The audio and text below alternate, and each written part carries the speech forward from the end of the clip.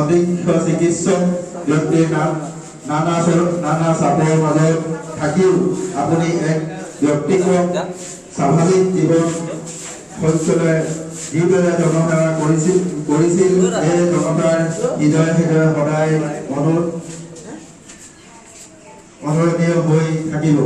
সমান্তৰালভাৱে ক্ৰীড়াৰ ক্ষেত্ৰত বিকাশ আৰু সাংগঠনিক দিশত আপুনি জীৱনকালত যিদৰে নিজকে নিয়োজিত কৰি আহিছিল এই অত্যন্ত আৰু অনুকৰণীয়। মছজিদ প্ৰাংগণত সোণাৰী সদৰ মছজিদ কমিটি আৰু সোণাৰী ইছলামিক যুৱ মঞ্চৰ উদ্যোগত ৭৬ সংখ্যক স্বাধীনতা দিৱস উদযাপন কৰিছে।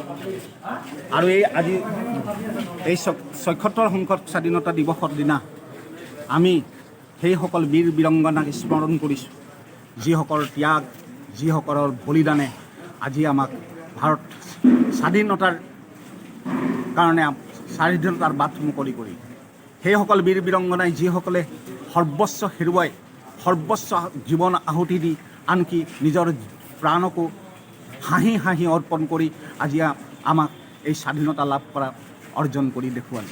গতিকে সেইসকল বীৰংগনাৰ প্ৰতি আমি সকলোৱে তেখেতসকলৰ শ্ৰদ্ধা, তেখেতসকলৰ প্ৰেৰণা, তেখেতসকলৰ এই ত্যাগক আমি আদৰ্শস্বৰূপে লৈ আমি নতুন প্ৰজন্মই যাতে তেখেতসকলৰ এই ত্যাগ আৰু আদৰ্শসমূহক প্ৰেৰণা হিচাপে লৈ যদি সমাজত আগবাঢ়ি যাওক আৰু দেশৰ হকে কাম কৰক, দেশ মাতৃৰ হকে কাম কৰক। আমি বিশ্বাস কৰোঁ যে মাতৃভূমি আৰু দেশতকৈ ডাঙৰ একো হ'ব নোৱাৰে। অসমীয়া, তাৰ পিছতে আমি ধৰ্মত ইছলাম। আৰু দুইজন ব্যক্তিক আমি ইয়াত সম্বৰ্ধনা জনাইছোঁ।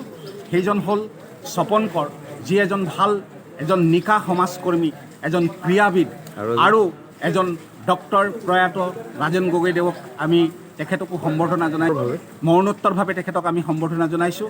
আৰু তেখেতৰ পুত্ৰ, সুযোগ্য পুত্ৰ কুঞ্জৰাজ গগৈয়ে এই সম্বৰ্ধনা পত্ৰ গ্ৰহণ কৰিছে। আৰু আগন্তুক দিনবোৰতো আমি তেনেকুৱা ধৰণৰ কাৰ্যসূচী ল'ম, আমি সেই সংকল্পবদ্ধ।